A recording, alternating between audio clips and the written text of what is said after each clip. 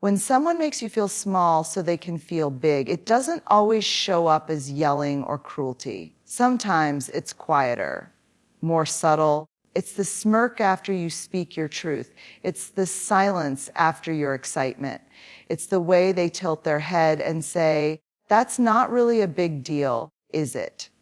Or, "You're being too sensitive." It's the way your wins are minimized and your insecurities are magnified until eventually you start editing yourself before you even speak. You begin walking into conversations with your guard up, your worth tucked in your back pocket, hoping maybe, just maybe, today will be different, but it rarely is, because the truth is, people who feel the need to shrink others in order to feel important are not capable of intimacy. They're capable of performance, of manipulation, but not of connection.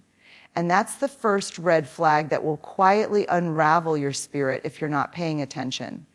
You see, being around someone who constantly needs to feel one up creates a slow leak in your sense of self. You may not even notice it at first. The gray rock, you'll just start second guessing yourself a little more often. You'll laugh less in conversations. You'll stop bringing up ideas because you've been made to feel foolish for dreaming. Eventually, you start living smaller, not because you want to, but because someone keeps treating your power like a threat instead of a gift. And let's be honest, at the beginning, it might even look like love. That's the grok. That's what makes it so confusing. They'll compliment you. They'll cheer you on, but only if they're still the star of the story. Only if your light doesn't outshine theirs. The second your confidence starts blooming, the subtle digs begin. "You're changing," they'll say. "You've been really full of yourself lately." And suddenly, you're apologizing for the exact things you should be celebrating: your growth, your voice, your fire. People who need control will often disguise it as care. That's what makes this red flag feel like a gray area.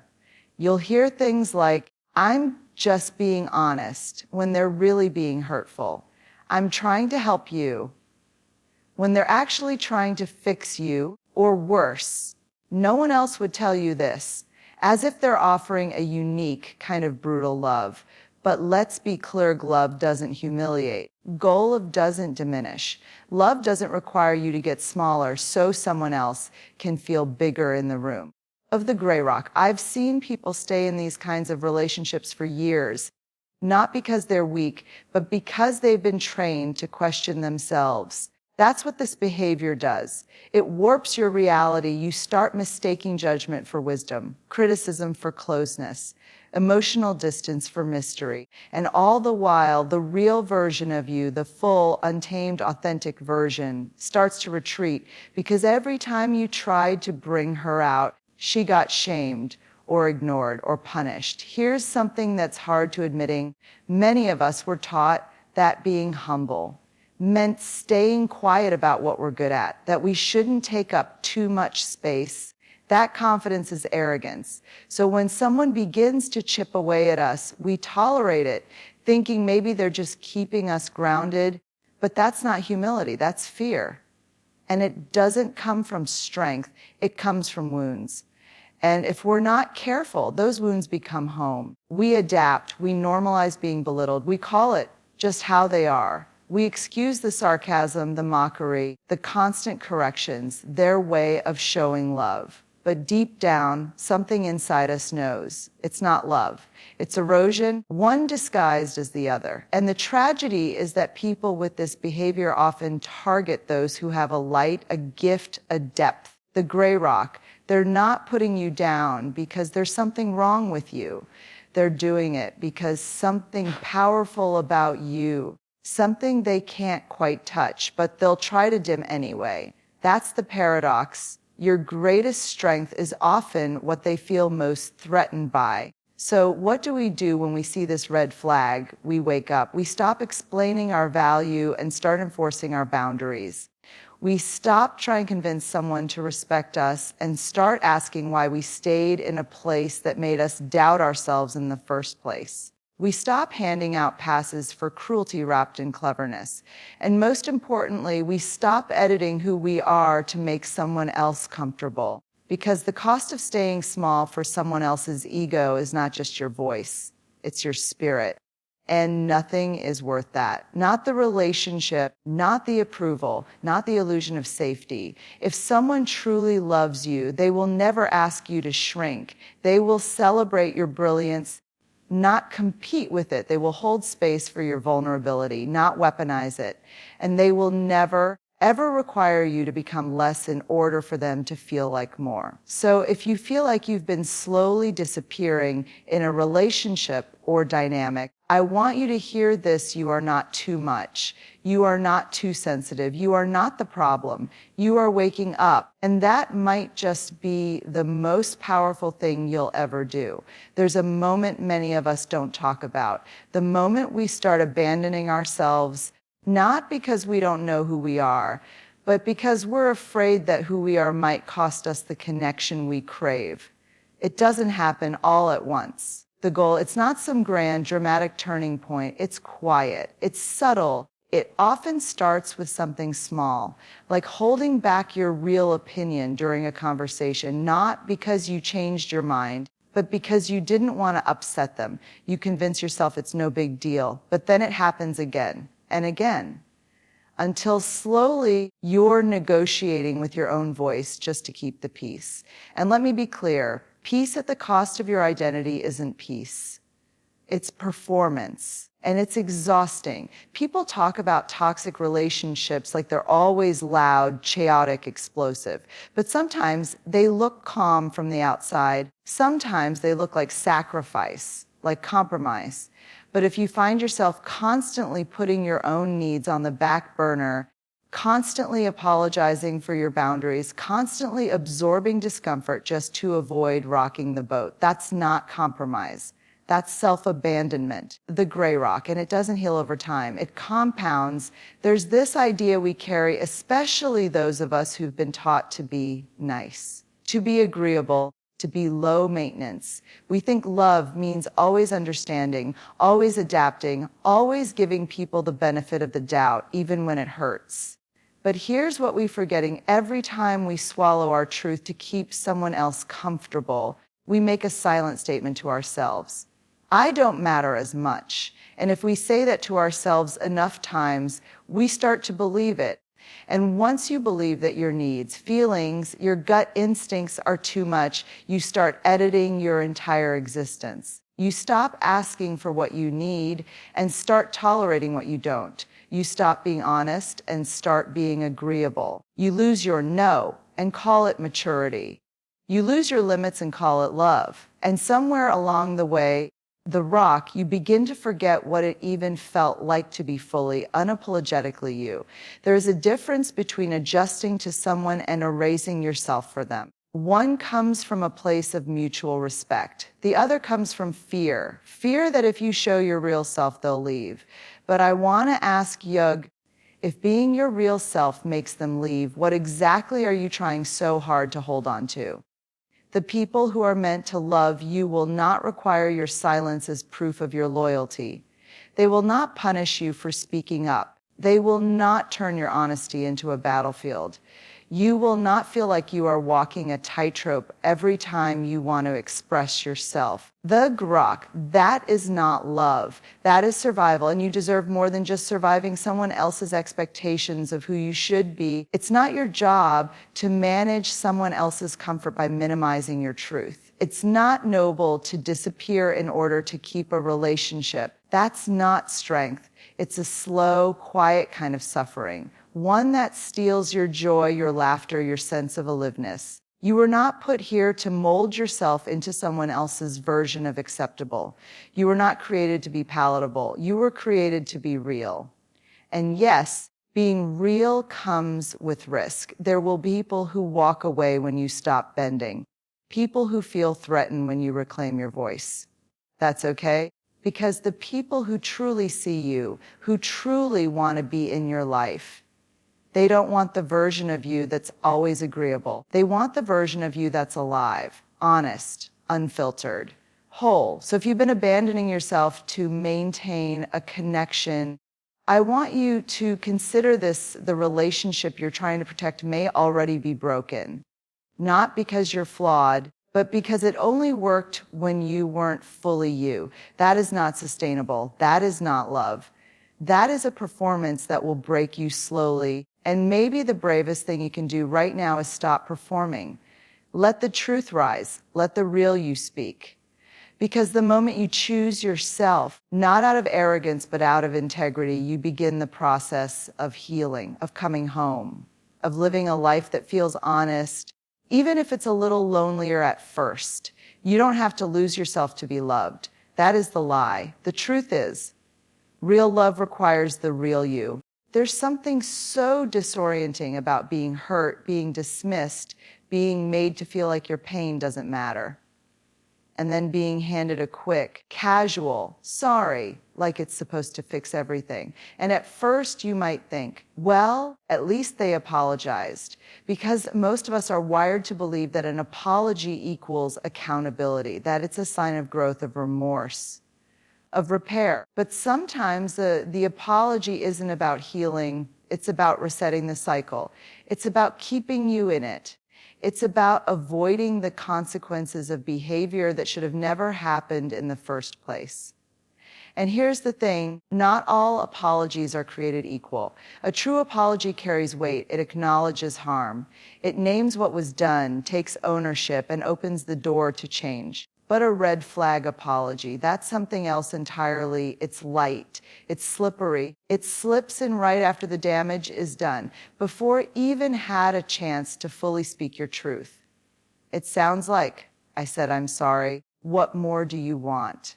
Or you're still upset, I already apologized. There's no space for your hurt, only pressure to move on. And if you dare ask for more, suddenly you're the holding a grudge, you're overreacting. That is not an apology, that is manipulation. People who weaponize apologies use them as a reset button, not to take responsibility, but to silence you, to avoid discomfort, to appear accountable while doing absolutely nothing to change. And if you've been on the receiving end of this kind of cycle, you know how exhausting it is.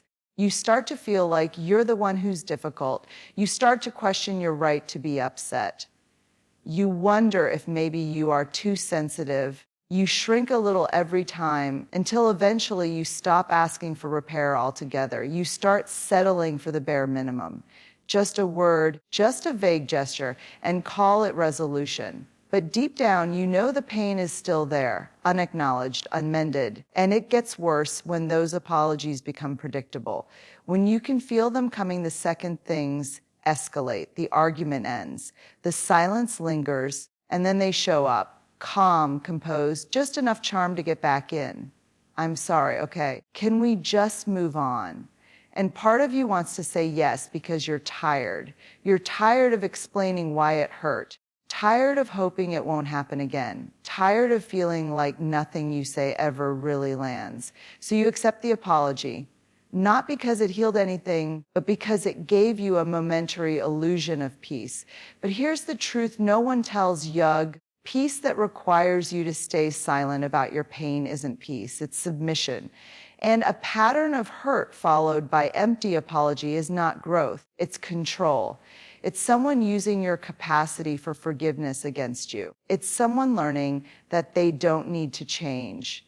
They just need to say the right words to make you stay. And let's be honest, many of us were conditioned to value harmony above all else. We were taught to forgive quickly, to be the bigger person, to let things go. So we confuse politeness with healing. We confuse their return with their remorse. But coming back isn't proof that they care. Saying sorry isn't proof that they've changed. And giving someone another chance doesn't make you noble if they keep treating your trust like a revolving door. There's something deeply painful about realizing that an apology has become routine, that it's no longer sacred, that it doesn't lead to repair, it just resets the tension. And you know what? You're allowed to say, that's not good enough anymore.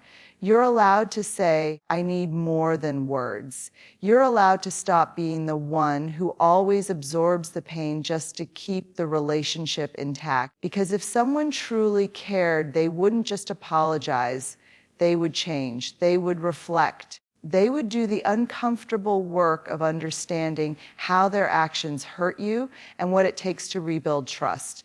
They wouldn't rush you to forgive the gray. They wouldn't make you feel guilty for needing space. They wouldn't minimize what you went through. They would stand in the discomfort with you, and they would stay there, not just until it goes away, but until something real is repaired. Real accountability doesn't just soothe you in the moment. It honors the truth of your pain. It creates safety. It says, you're not crazy. You're not too much. What you felt was real, and I see that. And from that place, healing becomes possible. From that place, you can begin to trust again, not just them, but yourself. You see, the grok, one of the quietest wounds in these dynamics is what it does to your own inner voice. You start to wonder if you're asking too much. You stop trusting your instincts. You second guess your emotions. And that's what makes this red flag so dangerous. It doesn't just erode the relationship. It erodes your sense of self. And once that's gone, you don't even need the apology anymore. You've been trained to live without repair, but you deserve repair. You deserve more than performative apologies. You deserve people in your life who don't just say the right words, but live them, who don't just want peace, but are willing to create it through real vulnerable work, who don't silence your pain, but sit with it and honor it because they care more about healing than their comfort.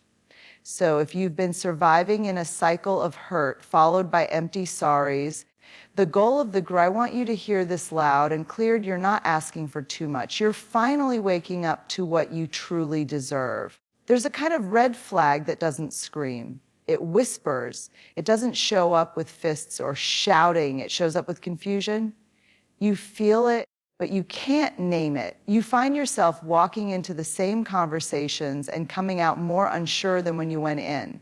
It's not dramatic. It's not explosive. It's subtle. It's a tone shift, a delayed reply, a look that makes you question yourself. And the worst part is that the confusion doesn't come from within you. It's being manufactured. Intentionally or not, it's being created. One of the most dangerous things that happens in unhealthy dynamics is when someone starts playing with your sense of emotional clarity.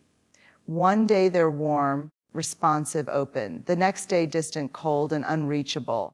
You start to feel like you're on some kind of emotional seesaw. You don't know what version of them is going to show up. And instead of questioning their inconsistency, you begin questioning your worth. You ask yourself, what did I do wrong? Instead of asking, why are they treating me like this? And that's how the trap is set. When inconsistency becomes the pattern, we become investigators of mood instead of participants in real connections. We try to predict their reactions. We anticipate their silence. We rehearse our words, hoping not to trigger another shift. And slowly, we start to feel like we're the unstable ones. Like we're walking on eggshells all the time, constantly adjusting, constantly shrinking just to avoid the next fallout. Or worse, the next cold withdrawal with no explanation at all. Let's call it what it is, emotional whiplash. Wanna rock, the most painful parts of this pattern is that the confusion feels like intimacy. The unpredictability makes the moments of tenderness feel even more powerful, like a reward, like you've earned it. That little bit of affection after a long stretch of emotional distance feels like water in the desert. But that's not love. That's conditioning. That's your nervous system being pulled between tension and relief over and over until it begins to crave the relief more than it wants real safety. And if you've been there, it's addictive. It's like you're chasing closeness that never really comes. Just brief moments of connection that are always followed by another round of guessing, doubting, and waiting. And here's where it gets really heartbreaking. When confusion becomes normal, clarity starts to feel suspicious. If someone shows up consistently, you don't trust it. You wonder what they want. You flinch, waiting for the shift. That's what emotional inconsistency does. It teaches you to be skeptical of peace. It rewires your brain to associate love with anxiety, with instability, with pain. But let me be really clear about something. Love should not feel like a puzzle you're constantly trying to solve. You shouldn't need to decode texts or read between the lines just to understand where you stand. You shouldn't be afraid to speak up because you don't know what version of them will respond. That's not emotional depth. That's dysfunction. And no matter how charming, funny, or passionate someone might be, if their behavior keeps you in a state of confusion, it is a red flag. A loud one. What we have to realize is that clarity is kindness. Consistency is emotional safety. Love that shows up every day, that speaks plainly, the gray rock, that doesn't punish you with silence or mixed signals. That's not boring. That's healthy. That's secure. That's what our nervous systems are actually built for. But when we've been fed confusion for long enough, the healthy thing feels unfamiliar, maybe even uncomfortable. That's okay. That's part of the healing. But the first step is recognizing that you've been in something that wasn't clear on purpose. Because confusion is a control tactic. If you're always unsure, you're always trying, always chasing, always reaching for some kind of approval or validation. And someone who benefits from your confusion will rarely clarify. They will tell you're overthinking, that you're too needy, that you're the one who's inconsistent. And when that happens, you'll question your sanity before you ever question the situation. That's how deeply this kind of red flag cuts. So if you've been living in confusion, I want you to consider this gray rock. What if the reason you're so anxious isn't because you're too emotional, but because your emotional world has been twisted to serve someone else's comfort? What if the peace you're craving can't be found in that relationship because that relationship depends on confused? You deserve clarity. You deserve consistency. You deserve love that feels like presence, not pressure. That feels like understanding, not decoding. You deserve to rest, not constantly question whether your feelings are valid. So if someone's behavior has you doubting your worth, I want you to stop, take a breath, and remember, confusion is not love. It's a warning.